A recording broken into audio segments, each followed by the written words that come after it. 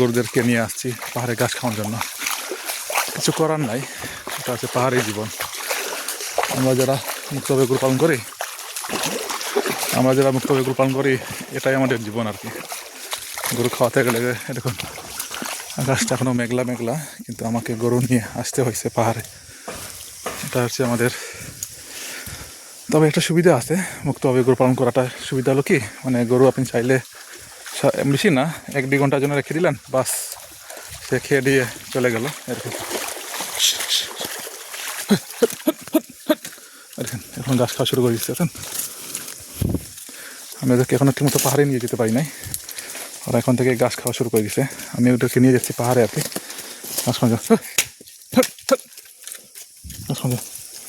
দেখেন, হাই রে যাবে, আবার যা খাইবেন, যা পাহাড়ে যা।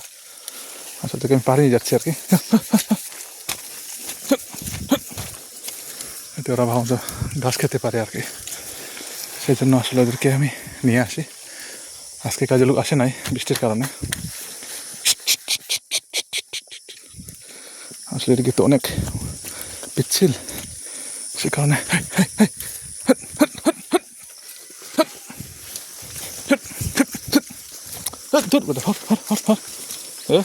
দেখেন সব গাছ খেয়ে ফেলবে এগুলো।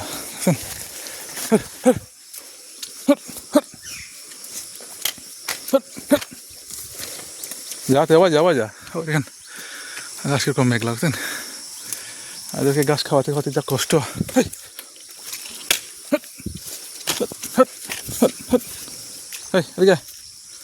দেখেন ওটা সবচেয়ে বড় শয়তান, ওটার জন্য যত কষ্ট আমার, বুঝছেন।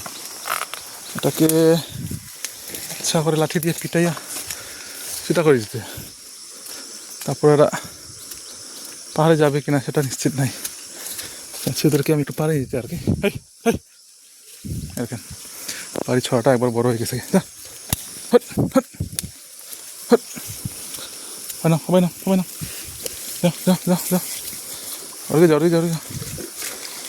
যাও পাহাড়ে যাও।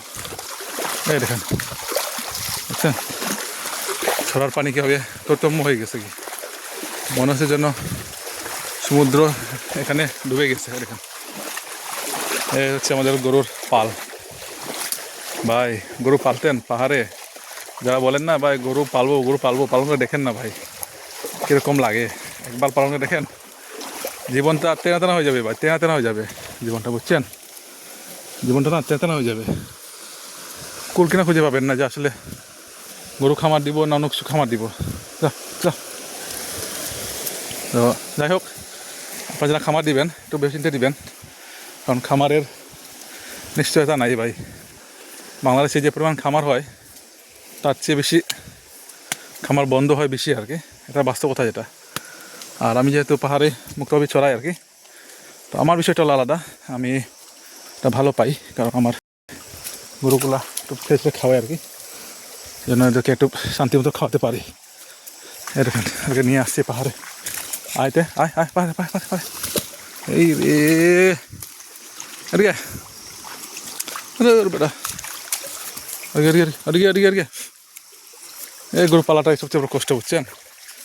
গরুদেরকে রাস্তা চিনানোটা সবচেয়ে বড় কষ্ট। দেখেন আবার লেগে গেছে। এদিকে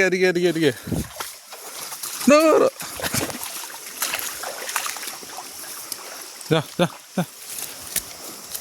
দেখেন এটাকে কীরকম খাওয়া যায়। যে লোকটা আগে তার মাটা ছিল, আর সে রাস্তা সব কিছু জানতো, কিন্তু এখন সে আর চিনে না। এদিকে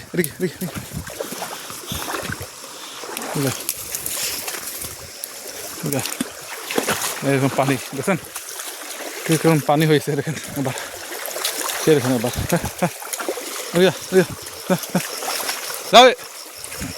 যাতে যা দেখেন